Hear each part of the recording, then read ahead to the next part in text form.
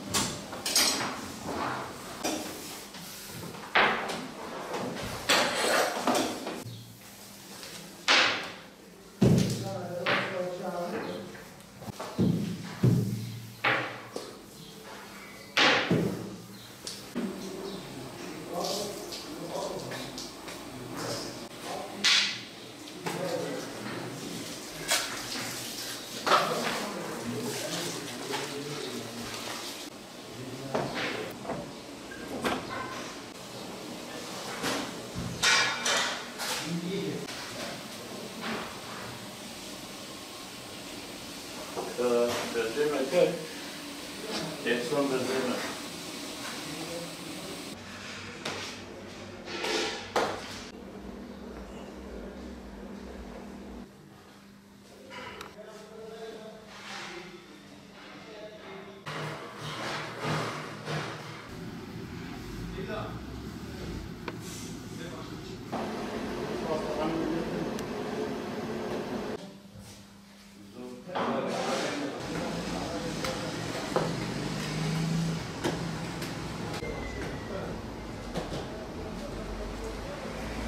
Şu an Ramazan bayramı için hazırlık yapardık her sene. Ama bu sene yani ne yapacağımızı bilemiyoruz. Yani tatlı hazırlayalım mı, hazırlayamayalım mı? Biz yani şaşırdık kaldık. Şu an herhangi bir şey yapamıyoruz. Herhangi bir hazırlıkta bulunamıyoruz. Acaba tatlılarımız kalır mı, kalmaz mı bu virüsten dolayı? Valla hepimiz esnaf olarak durduk yani. Düğünlere bağlı bir şey işte bu sektör düğünlerde filan, nişanlara bağlı.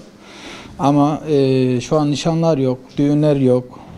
Ondan dolayı işler durdu tabii. %20'lere düştü. 34 yıldır bu hizmette, bu sektörde beraber ekmek yiyoruz. Ama yani bu virüsten dolayı gerçekten çok mağdur olduk. Şimdi yok, hiçbir şey yok.